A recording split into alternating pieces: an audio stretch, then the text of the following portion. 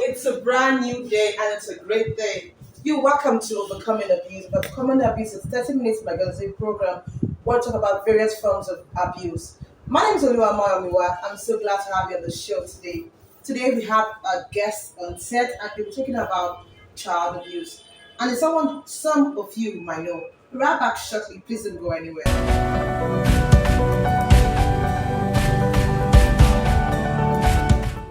Good to have you on the program. The program is still Overcoming Abuse and today we're talking about child abuse. Our guest is on studio.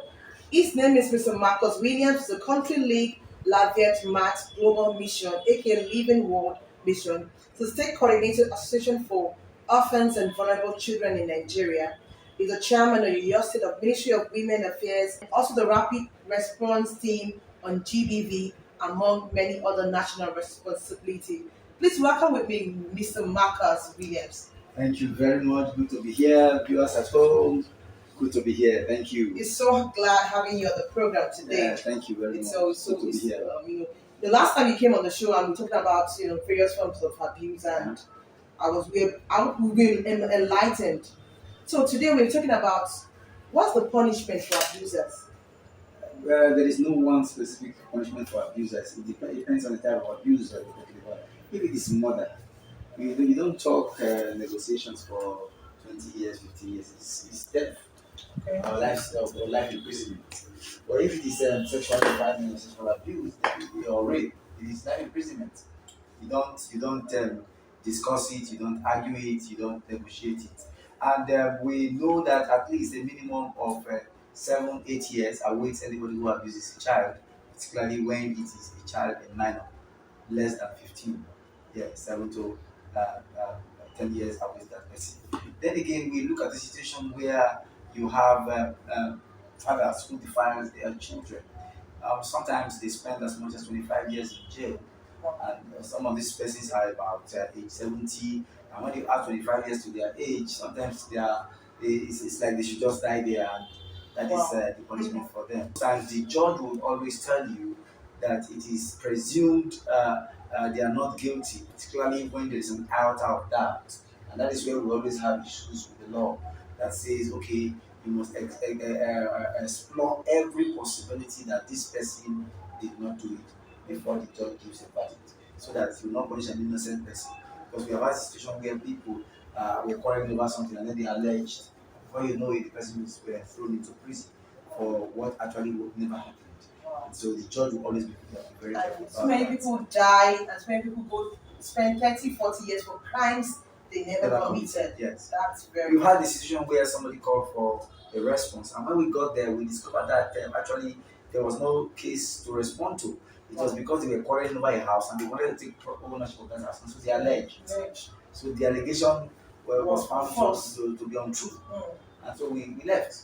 We left because it was not true. We have a situation where a young girl 13 alleged the stepmother, and only for us to go there, investigate, arrested the woman, and upon investigation, we discovered that it was actually the girl that was the perpetrator upon her own younger brother. And she was sexually violating the rights of that young boy. And because the stepmother separated them, she decided to get angry and take the young boy. But I can assure you one thing: there is punishment for every form of abuse meted on women and children. The child has been abused and the abuser they need help. How do they get help? And before you say the abuser needs help, you should be able to define that empirically, because you need to explain to people to show that this person actually needs help. Not all perpetrator needs help. Some perpetrator needs the death sentence. Wow. Yes, the death sentence. Because someone that's a serial rapist, is it help you're talking about? Help him, put him somewhere. It is either he rapes the cook cooking for him, or he rapes the gardener, he rapes the water. Such persons don't need help. Yes. But when you have people who, by reason of their past, have been abused, and so they are really trying to replay the past they've been through, such persons, yes, they need help. They need help, they need rehabilitation. Look at the Western client. Look at how they put people in custody and into prisons, and see how they take them through therapy, and over time they come out and they are clean. But we don't have such systems here. So when you say you put them into prison and then they come out, they become hardened. Alright, and then they come and kill more. Like the young man that was a serial rapist and murderer, killing people in Akinyele. He came around and then he he jumped out of the prison, out of the cell, and then he started killing people again. Wow. Yes. So the police had to go the extra mile to make sure that he's incarcerated and will not be hearing of him lately. All right. So there is always punishment, severe punishment for people, but for children, particularly those that are victims, we say that what they need is rehabilitation, bring them back, and most times it's very difficult. And that's why we are always appeal to parents, appeal to communities, appeal to institutions, ensure that it does not happen.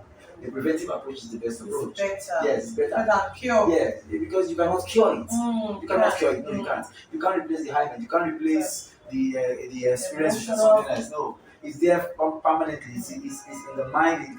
Even if you say she has forgotten, she hardly forgets. Ask women that have been raped. They can tell you the share. They can tell you the way. They can tell you how it happened. Ask the man who's been 30 raped. years They exactly. forgotten.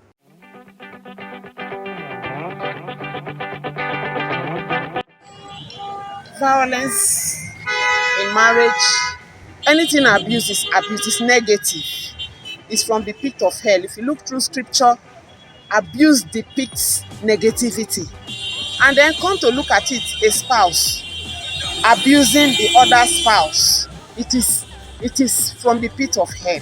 It is not of God at all. Because when Bible instituted marriage, it says the two of you should go together, be fruitful, multiply.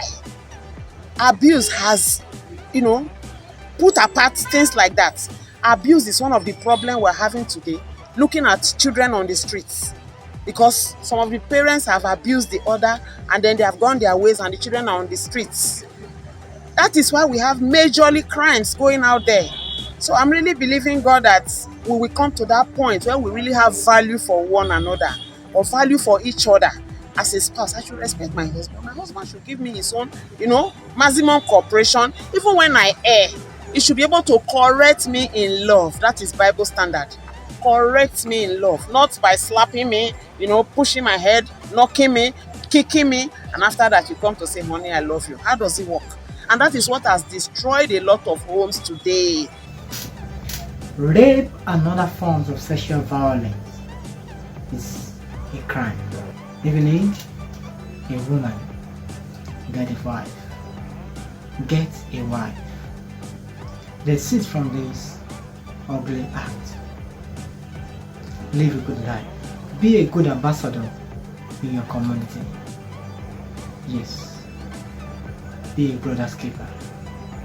Save lives.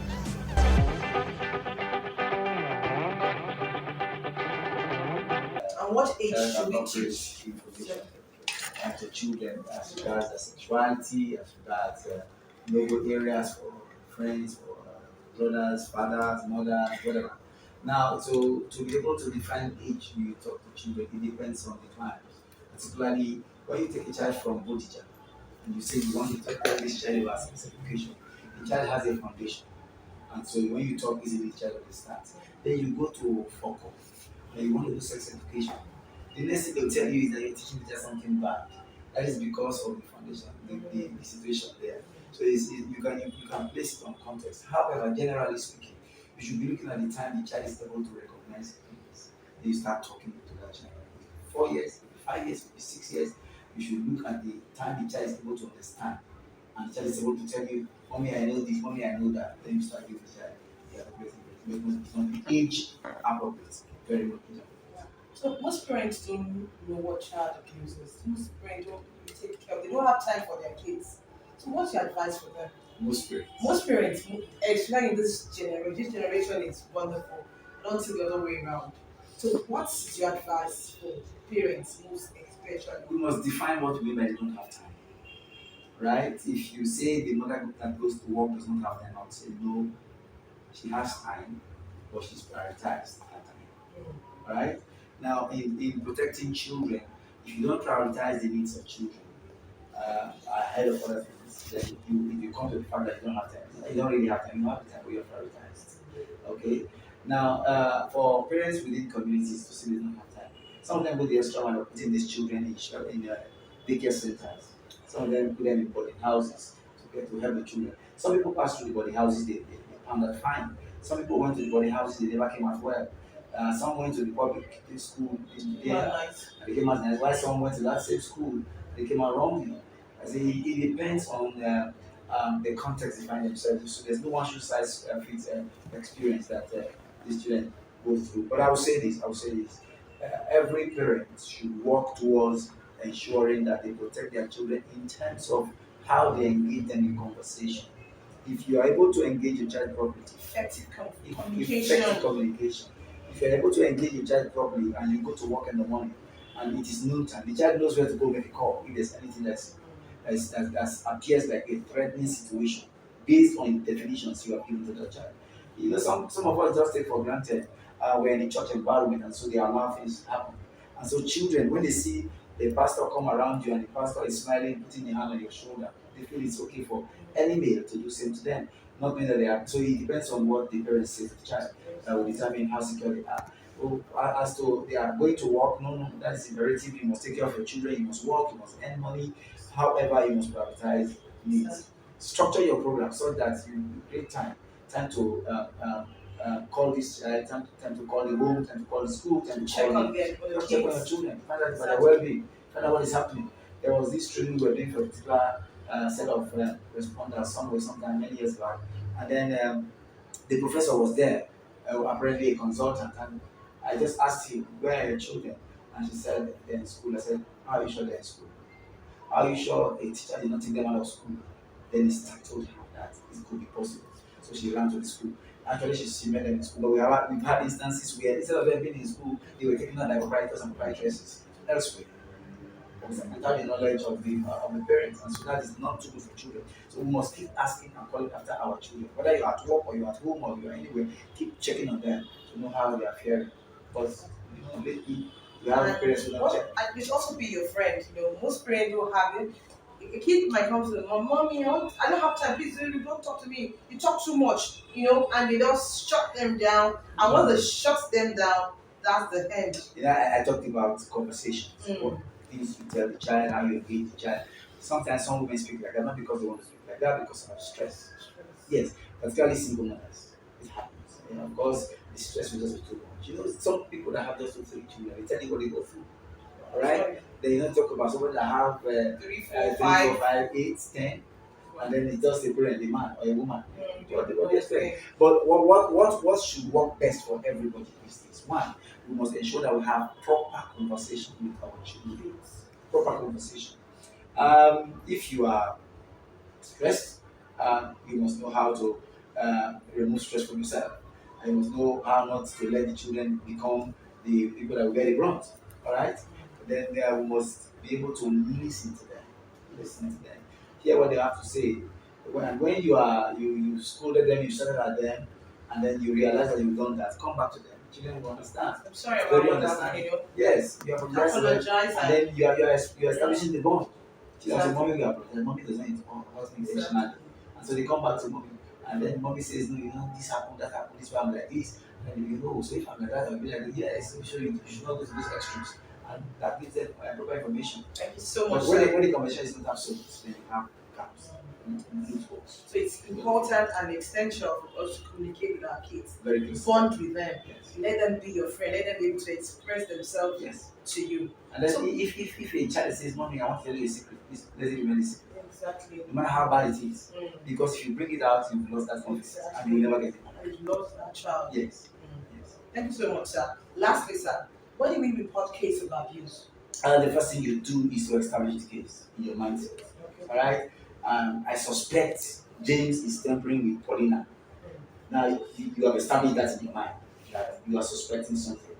Report it to the nearest social worker if you can. Report it if it's a home setting. Report to the head of the house. Report it to the nearest security agency. It is not at all when police go to make arrest. No, we invite the person for question. And if nothing is found, we just cancel the person. You know why there's no arrest now? It is because nothing has been established. Avoid this, avoid this, avoid this. So because we say prevention is better than cure. And then you can report to the State Ministry of Women Affairs. Let them know you like, let them know what you're going through. Don't say, I reported but nothing happened. No, you never went through the right channel. Go through the right channel, especially in your state, and see what will happen. We can give our call number so that people can call. The numbers are on the screen right now. And then they will respond. Okay. 080 3856 5552. You can call that number 24/7. People will respond to you. 24/7. 24/7, yes, I tell you, 24/7. We are not limited by space and by distance. Alright, so if it happens in the same, we have a very strong connection. The other day, they called me of a particular young boy. Was in the night, I mean, in the evening, 4 p.m.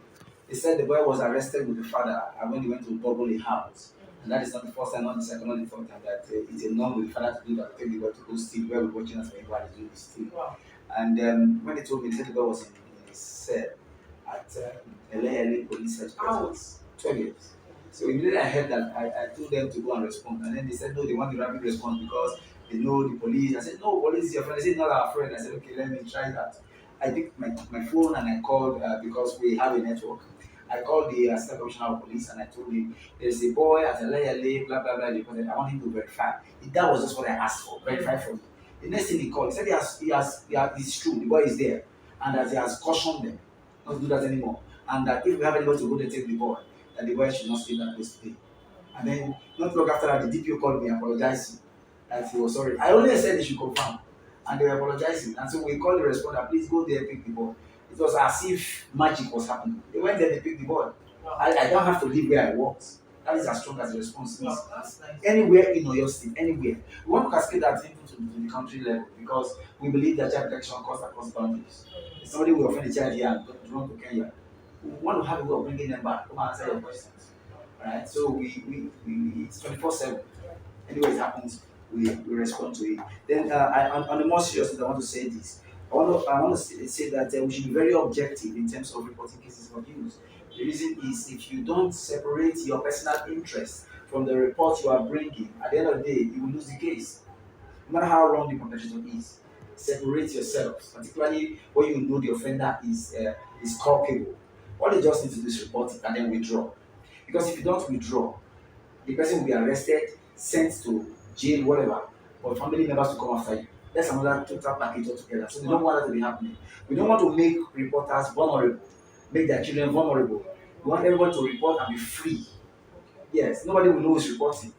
And for us, that is the best way to respond.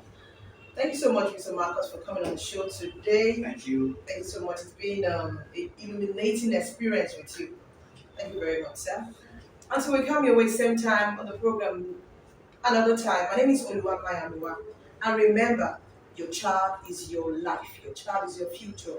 Please and please protect her, he or she. Thank you so much. Bye now.